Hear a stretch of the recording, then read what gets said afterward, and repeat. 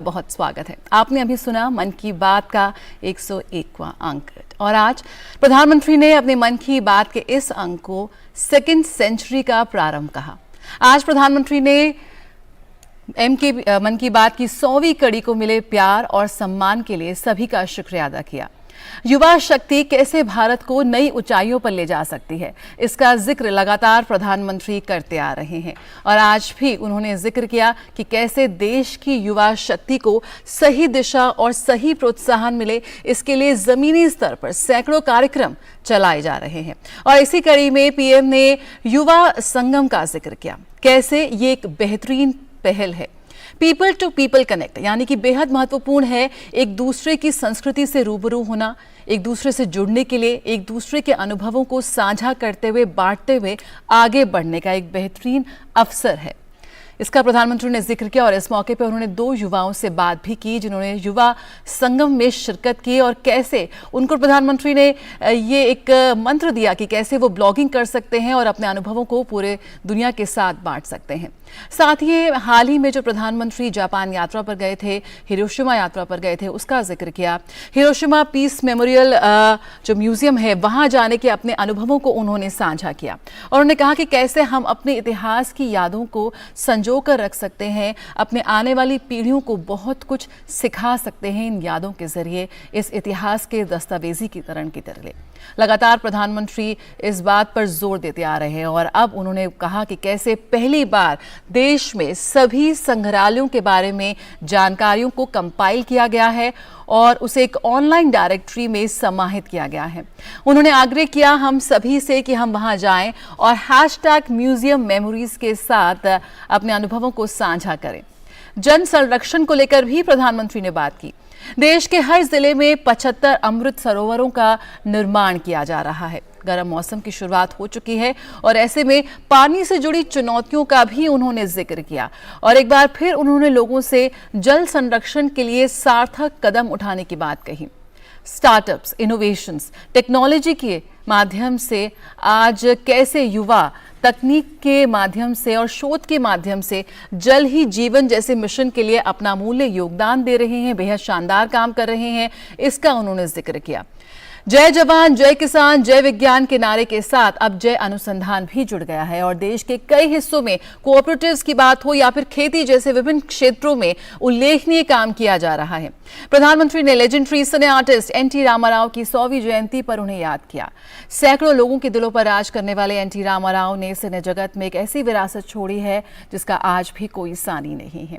और भी प्रधानमंत्री ने तमाम बातों पर जिक्र किया और आज मन की बात पर किस तरह से पूरे देश में लोगों की जो प्रतिक्रिया है, आइए वो जानने की कोशिश करते हैं। हमारे विभिन्न संवाददाता इस वक्त देश के कोने कोने जगहों पर मौजूद हैं। कोरापुट ओडिशा से ओपी यादव इस वक्त हमारे साथ जुड़ रहे हैं। ओपी, आपसे जानना चाहेंगे क्या कुछ प्रतिक्रिया वहां के लोगों की रही जब उन्होंने प्रधानमंत्री के मन की बात कार्यक्रम को सुना? जी, प्रधानमंत्री नरेंद्र मोदी के मन की बात कार्यक्रम को सुनने के लिए उड़ीसा के लोग इसे एक उत्सव की तरह लेते हैं और बड़ी धूमधाम से पारंपरिक पोशाकें पहन के यहाँ कार्यक्रम में आते हैं। मैं कई सारे कार्यक्रम यहाँ कर चुका हूँ। हर कार्यक्रम में जब भी देखते हैं लोगों का उत्साह पिछले बार की तुलना में दोगुना दिखाई देता। तो निश्चित तौर पर ये लोग केवल इसे एक मन की बात कार्यक्रम न मान के इसे एक धार्मिक, सांस्कृतिक और राष्ट्रवाद का एक महत्वपूर्ण पर्व के तौर पर लेते हैं ताकि उनसे जो प्रधानमंत्री के जो उद्बोधन है उनको सुनकर वो आत्मसात करें, समाज और राष्ट्र के विकास में योगदान दें। यही वजह कि मेरे पीछे आप जो देख रहे हैं पारंपरिक पोशाक पहने हुए जनसमूह की अपार भीड़ ये प्रधानमंत्री को न केवल सुनती है बल्कि उनके विचारों को आत्मसात भी करती है। अभी हमारे साथ बहुत सारे नागरिक मौजूद है, उनसे बात करते हैं। आपने प्रधानमंत्री जी का उद्बोधन सुना, क्या प्रतिक्रिया रही? बहुत अच्छा लगा। देखिए, हर बार तो प्रधानमंत्री जी कुछ ना कुछ नए बोलते रहते हैं। इस बार बीते 100वें एपिसोड में जो युवा सम्मेलन के बाद बोले थे एक भारत श्रेष्ठ भारत, उसके कुछ एक्सपीरियंस एक बहन बिहार से और एक भाई अरुणाचल प्रदेश से, वो राजस्थान जाके, तमिलनाडु जैसे जाके कैसा लगा प्रधानमंत्री जी पूछ रहे थे। तो बोली कि एक चीज़ तो बराबर है पूरा हिंदुस्तान में कि सब प्यार करते हैं, एक दूसरे को प्यार करते हैं। हम लोगों में देश प्रति एकजुटता का भावना है। खान पान अलग हो सकता है पर वहाँ का खाना जब वहाँ जाके खाते हैं, जैसे तमिलनाडु में जाके बहन विशाखा जी वो बोले यहाँ हम लोग इडली खाते तो ऐसा मज़ा नहीं आता था, लेकिन तमिलनाडु में जैसे खाए लगता था कि बिहार का खाना हम खाते हैं, तमिलनाडु का खाना खा पाएंगे नहीं, कैसे नहीं, लेकिन जब वहाँ जाके खाए तो इतने अच्छे लगा कि कुछ भी हमको अलग से महसूस नहीं हुआ कि भूखे हैं या ना खा नहीं पा रहे हैं। उसके साथ जो दोस्ती बना, जब प्यार बढ़ा, हम लोग लगता है जिंदगी भर उनका दोस्ती रहेगा। उसके साथ निश्चित तौर पर प्रधानमंत्री जी के उद्बोधन से के लिए प्रेरित होते हैं, बल्कि इसे आत्मसात कर समाज और राष्ट्र के लिए योगदान भी देते हैं। आप क्या कहेंगे प्रधानमंत्री जी ने जो महत्वपूर्ण उद्बोधन दिया मन की बात के जरिए? देखिए, एक्स आर्मी के बारे में मोदी जी आज बोले कि वो एक आर्मी की होने के नाते भी अपना जैसे पारंपरिक जो कल्चर है कल्टीवेशन के लिए वो इतना बड़ा किया है, वो भी हमारे युवाओं के लिए प्रेरणादायी है। निश्चित तौर पर आपकी बात जी, बहुत सही है। ओपी। आप किस तरह देखते हैं प्रधानमंत्री जी?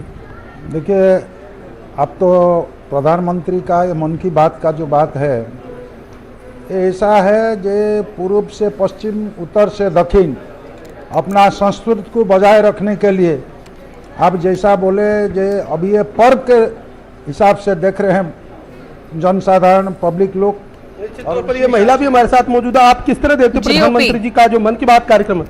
बहुत उत्साह से देखते हैं इसको, तो हम लोग एक पर्व मानते हैं। जैसे दशहरा है, इस टाइम का दशहरा जैसे पालन करते हैं लोग, उसी तरह हर घर तिरंगा जैसे किए थे, अभी हर घर मन की बात जैसे मोदी जी का प्रयास है।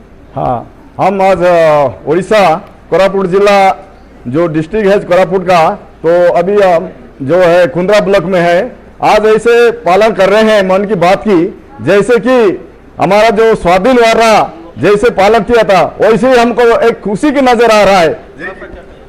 देखिए, माननीय मोदी जी प्रधानमंत्री जी युवाओं को उत्साहित कर रहे हैं, किसान को निश्चित तौर उत्साहित पर कर इन रहे सभी का कहना है कि प्रधानमंत्री का जो उद्बोधन है वो न केवल उनको प्रेरणा देता है, बल्कि समाज और राष्ट्र के विकास में योगदान देने के लिए ऊर्जा का संचार करने के साथ साथ एक नई ताकत का एहसास कराता है। बिल्कुल, एक नई ताकत देते हैं प्रधानमंत्री का संबोधन जब भी होता है। और उर्मिलेश का रुख करते हैं। उर्मिलेश विशाखापट्टनम में इस वक्त मौजूद है।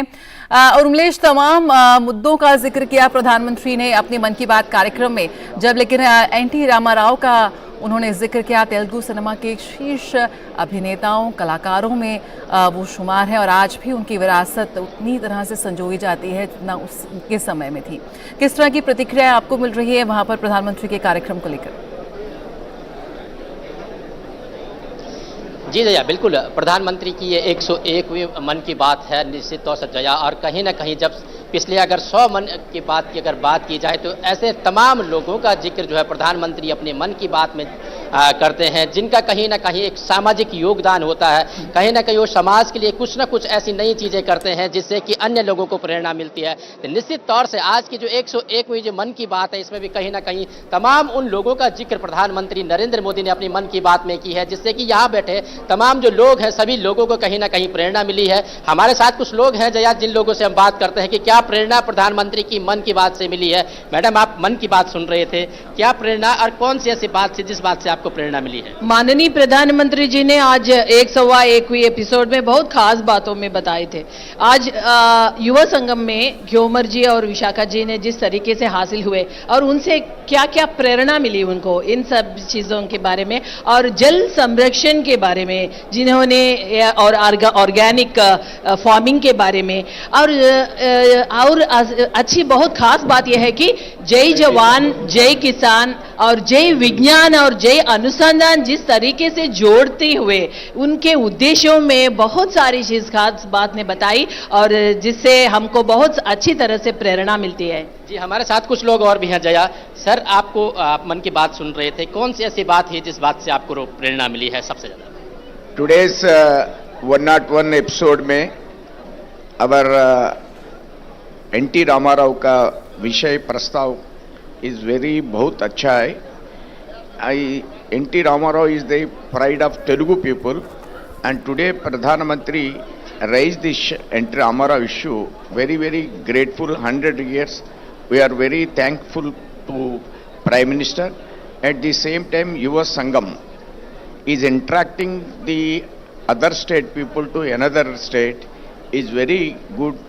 They are knowing our culture. What is our culture throughout India, from Bihar person to Tamil Nadu and Arunachal Pradesh person to Andhra Pradesh and another districts. This system of explaining of the Pradhan Mantri Modi cultural heritage and regularly what their episodes are explaining our culture, most important explaining our culture and what is our social themes, social who are their sacrification, regular episodes, Pradhan Mantri explaining the sacrification of so many people. This is the most important our cultural heritage and sacrification of the lives the entire time. Sir, आप मन की बात सुन रहे थे, ऐसी कौन सी बात आपको लगी जो प्रेरणा के लिए सबसे ज्यादा आप सुनना चाहिए? नहीं, देश के अंदर कोने कोने पे जो समाज के हित के लिए जो लोग काम कर रहे हैं, कुछ पानी के लिए काम कर रहे हैं, कुछ युवा के लिए काम कर रहे हैं, कुछ और कुछ कर रहे हैं, ये पूरा मिला के मन की बात बोल के हमारा प्रधानी नरेंद्र मोदी ऐसे बोल रहे हैं, बहुत ही अच्छे लगता है, प्रेरणादायक भी है। प्रेरणा स्रोत रहा प्रधानमंत्री का आज का मन की बात कार्यक्रम में। और मिलेश, यहाँ पे आपको रोकना चाहेंगे, रुक करेंगे। योगेश शीतल रत्नागिरी से इस वक्त हमारे साथ मौजूद हैं। योगेश, महाराष्ट्र के कई उदाहरण प्रधानमंत्री ने दिए कि इस तरह से आज जो हमारे युवा हैं वो तमाम तकनीक, अनुसंधान और शोध के जरिए विभिन्न क्षेत्रों में बेहद महत्वपूर्ण काम कर रहे हैं। कौन से ऐसे मुद्दे थे जो प्रधानमंत्री ने आज उठाए और वहां के लोगों के सीधे दिल को छुए?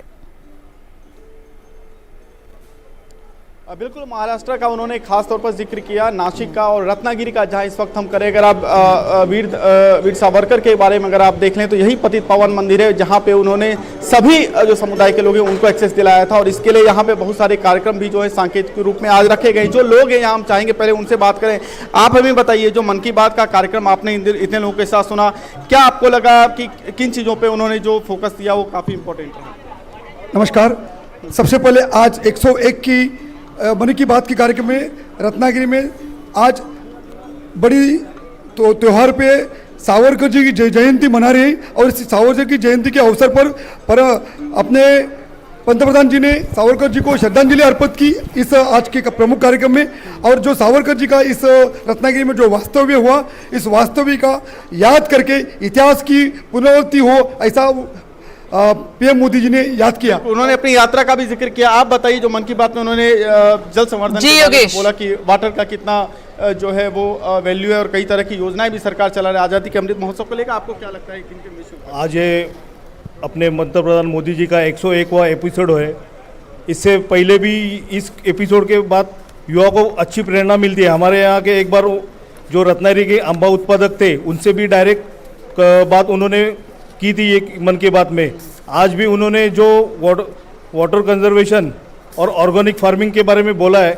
हमारे यहाँ पे जो बारिश गिरती है उसका पानी तो समुद्र में निकल जाता है, तो ये हमारे यहाँ के लोगों के लिए एक अच्छी बात है कि उन्होंने जो बोला है कि ऑर्गेनिक फार्मिंग और इसके बारे में, तो ये अच्छी बात है कि ये सबको एक प्रेरणा मिलेगी कि हम लोग भी ऐसे ही करें। बिल्कुल।